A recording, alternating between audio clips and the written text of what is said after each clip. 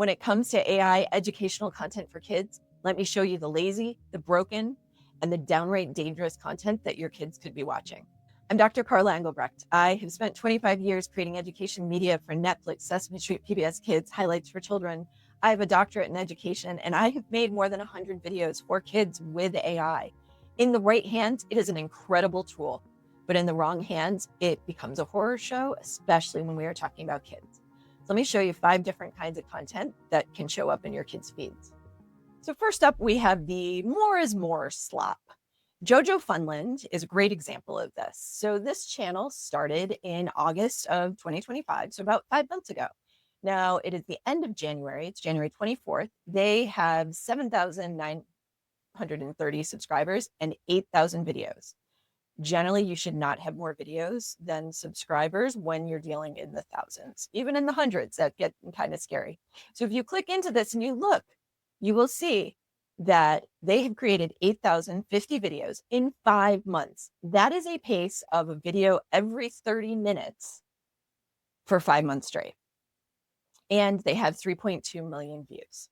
When channels like this churn out content at a pace that no human teen can match, the videos are colorful, they're kid-friendly, they're generally nonsensical. Low-effort content has always existed, but it still required some effort to do it. Someone had to animate, someone had to record, someone had to show up to make the content. Now, with one person, AI prompts can just flood the zone. The economics have really flipped. Why make one good video when you can make 5,000 mediocre ones and hope that you hit the algorithmic jackpot? It's kind of like swiping right on Tinder on every single person and hoping you just magically find your person. And in case you think that this is just a one-off kind of bad actor, there are plenty more that you can find very easily. So with minimal looking, I found Animal Tots. Animal Tots has, again, starting in August, 5,000 subscribers, 8,000 videos, 2.4 million views. And you can see they're using a consistent character that is that cute, adorable baby look. Then we have Bright Tunes, who also started in August, 1,600 subscribers, 3,400 videos, almost 700,000 views. Now they're not moving quite as quickly. Then we have La La Looney TV, which also started in August. I don't know what happened in August, but clearly something happened in August. 3,500 subscribers, 4,218 videos, 1.5 million views. So these are not anomalies. This is happening. So how do you spot it? As you're looking through your feed, take a look at the More description. So you just click on More, and then you scroll down and you're going to see the stats for the channel. You'll see the date it started, the subscribers, and the video count. Let's look at CocoFelon. So CocoFelon started 2006, 200 million subscribers, 1,800 videos. So in almost 20 years, they've done 2,000 videos and 215 billion views. It's mind-boggling. But still, there's a difference in the ratio here. So if you come across a channel like this with your kid, use it as an opportunity to talk with them about quality versus quantity. They'll get it intuitively. If you ask your child, would you rather have one really good birthday present or 100 boring ones? They're going to understand kind of the concept behind what's happening here. It's never too early to help kids recognize when something was made with care versus when it was made to just grab their attention. That skill set will serve them for the rest of their lives. So the next category I like to call the CocoFelon Slop. As we can see, CocoMelons, JJ, and family are basically royalty in the toddler universe. Their Wheels on the Bus video has done nearly 8.5 billion views in 7 years. It was mind-boggling. This popularity also makes them a perfect target for slop. This is JIR creation. If you look at their most popular videos, it is just the original CocoFelon Wheels on the Bus video with visual effects slapped on top of it. Distorted colors, weird filters, stretched frames, presumably to dodge copyright detection. So JIR Creation has 950,000 subscribers and 13.5 million views, almost 13.6 million views. And the vast majority of their videos, if you look at the popular, are these knockoff videos that they've made of the CocoFelon Wheels on the Bus song. Bootleggers used to have to hire artists, or it used to at least use complicated programs to modify videos. AI production tools make it simple and quick. Describe what you want to rip off and automate the posting. So Baby Shark is actually swimming in the same waters. So, for example, let's look at Smart Kids Jenny. This is a super common pattern. You see this lullaby thing. So right now they're playing with the Doody Doody Dum Dum song. You can see they're trying to jump on that one. Then if we scroll down, we start to see all the Baby Shark knockoffs that they've done. So we've got Baby Shark with Wonder Woman. You know what? There's no Wonder Woman in that video. Baby Shark Superman, Baby Shark Wonder ABC, another Baby Shark Wonder Woman. Let's see who else we got in here. Baby Shark Sea Animals, Baby Shark Learns Feelings, Baby Shark with Ariel and Rapunzel. This is metadata stuffing. AI makes it super easy to generate the thumbnails, to generate knockoffs, and to automate posting. Now, perhaps the most disturbing of the IP infringers is Baby Anna and Dinosaur at the Window. Mommy, mommy, I can't sleep. There's a T-Rex, help me. T-Rex Spider-Man crawling on the wall. This video launched at the beginning of January and already has nearly 23 million views. We've got Joker Dinosaur. The dino looks so... Help me, mommy. I can't go. We've got T-Rex Captain America chasing a baby down a hallway. There's no shame. There's no licensing. There's no brand protection. Just characters kids recognize and dinosaurs, which they love, mashed together by AI, chasing a baby and chasing views from the algorithm. Now, YouTube's policies technically attack this situation from 3 different angles. One is misleading metadata. The policies actually prohibit using things like Baby Shark or JJ to bait clicks for unrelated videos. There's also inauthentic content rules where they've recently updated the repetitious content policy that specifically targets mass-produced low-effort videos that offer no unique value or human perspective. And then there's the kids' quality principles, which allows YouTube to demonetize content that is highly repetitive or purely commercial, specifically to protect the toddler's feed. Creators of content like this often try to hide behind a fundamental misunderstanding of the fair use rules. They claim that adding a color filter or stretching a frame or changing the characters makes it transformative. Under the law, these are actually derivative works. To be transformative, a video must add new meaning or a different purpose, like parody or a critical review, like what I'm doing. Simply distorting a CocoMelon video to bypass content ID pattern matching is a straight up copyright infringement, even if the algorithm hasn't caught the fingerprint yet. Still, enforcement for YouTube is a game of whack-a-mole with infinite moles. For every channel that gets flagged, 10 more are popping up. We've already seen all of the channels and the content that they're creating. So it's now effortless for bad actors to churn out thousands of thumbnails and flood the feed with slop. So if you spot your kid watching something like this, talk to them about it. It's an ethics lesson hiding in plain sight. Kids understand fairness. They understand that's not yours. You can explain that real people have worked hard to make CocoMelon and Baby Shark, and that other people are taking their work without asking. Consider also reporting the content, like using the thumb down button or reporting content to signal to YouTube that there is a problem here. Reporting isn't just about cleaning up the algorithm and cleaning up your own personal feed. It's modeling to your child what it looks like to stand up for creators. Your kid is watching how you respond. Also, what parent ever thought they'd be saying, well, actually, CocoMelon isn't that bad? Our next category is confidently wrong slop. Here's an alphabet video that works through fruit in various ways. Let's watch Honeydew Melon. H. H is for honeydew melon. HONEYDEWMELON. We've got a few problems there. One, it's spelling the word so fast that you can't pick up anything to actually learn from that. 2, honeydew melon is not a great letter or word to be using on 8. 3, that is not how you eat a honeydew melon. All of this is being taught by teacher Sean, who is a realistic looking AI generated character, creating more trust or implying trust when there really should not be any. There's another one that shows up a lot. This is Train Ride to Learn ABC. Baby sings the ABC. SBCTEWXY with sort of a J bottom, Z. That doesn't really make sense. It's kind of confusing. A for apple, B for ball, C for...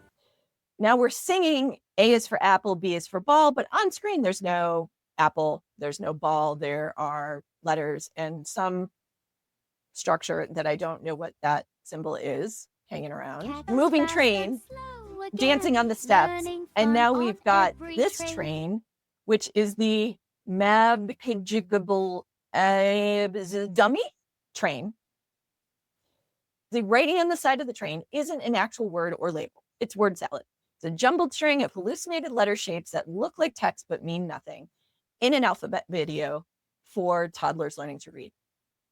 AI doesn't know what it doesn't know. It generates with confidence regardless of accuracy. And if no human is reviewing before upload, no one catches the errors. Automation and moving at this kind of speed means there's no adult in the room. For a 3-year-old who is learning the building blocks of language and logic, this isn't just unhelpful, it's actively confusing. Their brain is working overtime, trying to make sense of nonsense and bloops and bleeps and flashes instead of learning the alphabet. When the content looks polished, but the information is word salad or factually broken, you're looking at media literacy 101 moment. Here are things you can do to shift from frustration and confusion to education. Play Spot the Glitch. Make it a game. Say, wait, the letters on that train don't look right. Then sound it out or spot the individual letters. This teaches kids to look critically at the screen rather than just absorbing it as truth and supports their literacy learning. Do a reality check. If the video shows a banana magically morphing into a peeled banana, ask, does this happen to you? Is this how bananas get peeled? Grounding their digital experience in their physical world helps them distinguish between reality, cartoon humor, and AI hallucinations. Explain the computer made a mistake there. It thought those squiggles were words, but we know they aren't. This demystifies the magic of the screen and reinforces the importance of critical thinking. The next category is fever dream slop. Tea, toast, breakfast here. Let's watch that one more time, shall we? S is spoon, scoop and cheer. Tea, toast, breakfast here.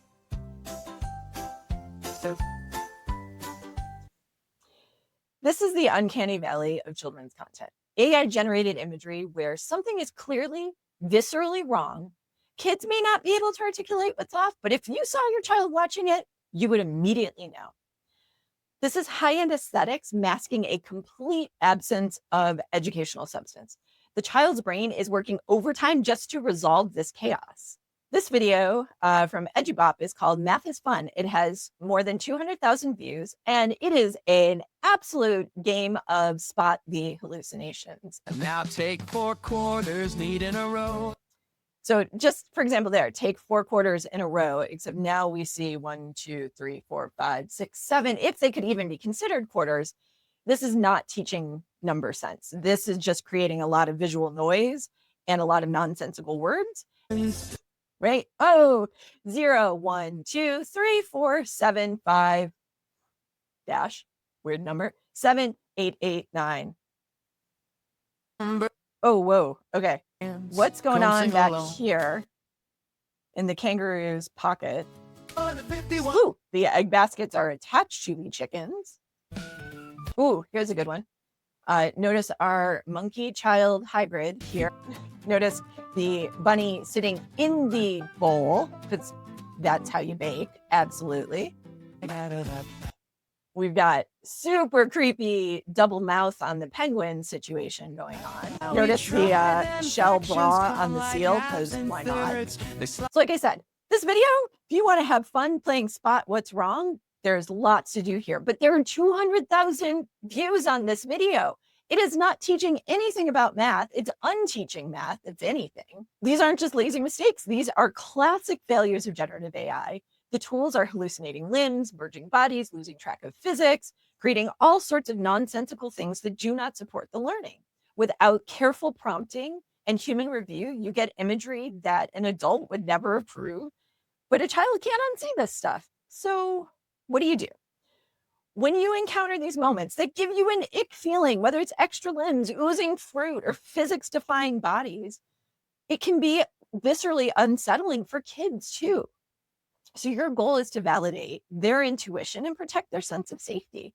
So if you're getting an ick feeling, or you think your kid is getting an ick feeling, or sort of wondering what's going on, it can help to name it. So you can say, this looks a little bit weird, doesn't it? I don't like looking at a cow with 5 legs. You're giving them words for their discomfort and giving them permission to look away. And then explain that sometimes computers try to draw things, but they don't understand how bodies work, how animals work. And that can help the child realize that scary or weird imagery is a technical failure, not something that exists in the real world. And it's okay to turn it off. Say, this video feels a bit messy and confusing. Let's find something made by people who know how to draw real apples. The last category you can't unsee. This is content so bizarre, so disconnected from anything appropriate for children that kind of makes you question everything. Maybe that's just me. This is a video that really inspired me to start doing all of this work. J is for jelly. J, jelly. J is for jelly is a totally normal alphabet phrase, right? Instead, we've got a woman in the style of a mukbang video pulling a banknote out of jelly with her teeth. And also, if you look really carefully, there's something else in the jelly, probably coins. This is a video for toddlers. Now you might say the video's only gotten 796 views, so maybe the scope of the problem isn't that bad. But that's 40 school buses of toddlers who watched a realistic looking woman eat money. Automated content creation tools make it really easy to remix anything with everything. Adult content formats blended with children's educational framing, fetish aesthetics laundered through alphabet songs. This is the result of context blindness in AI. An AI tool doesn't know the situational difference between a mukbang video for adults and the letter J video for 3-year-olds. It sees patterns. It sees a container and objects and mouths and assumes they are interchangeable parts. These tools don't have judgment. They're blind to social and developmental context of the images that they are generating. These people are betting if they simply throw enough context-free garbage at the wall, something is going to stick for the algorithm. Remember Teacher Sean? E is for elderberry. Elderberry. Elderberry. Elderberries are poisonous when eaten raw. They have to be cooked. Now, how often do we encounter elderberries in real life? Probably not that often, but she is showing a behavior of eating fruit that it's dangerous, and kids mimic what they see. So if you hit this disturbing tier of content that is, quite frankly, dangerous and unsafe, you have to shift a strategy from education to boundary setting. Toddlers and kids are natural mimics. So talking to them to say, wow, that is really dangerous. We never put money or coins in our mouths because that can make us very sick or hurt us. That video is showing us something that's actually not safe to do. So then you're addressing the potential risk of the behavior, and you're acknowledging that, like, the screen is not always a safe place to learn from. Once you've addressed the physical risk, it's also important to invite them into the process of reporting the content. We're going to tell YouTube that it doesn't belong here, so it doesn't hurt anyone else. Then you can click the thumbs down. You can click the report button. You're teaching them that when they see something that feels wrong or looks dangerous, the right move is to stop and tell a grown-up immediately. I didn't have to look hard to find these examples and many, many others like this. I searched ABC Learning for Kids or Alphabet Song for Toddlers on YouTube, and then I started watching. No deep digging, no obscure corners of the internet, just the same search as a tired parent might make while trying to get dinner on the table. This isn't a few bad actors, this is the new normal. The algorithm can't really distinguish between Sesame Street and Slop. It just knows what gets clicks. And when Slop is infinite, it's going to drown everything else out. Every time you pause a video and ask your kid a question, you're teaching them to think. Every time you report a channel, you're pushing back. Every time you choose quality over convenience, you're casting a vote for what children's content should be.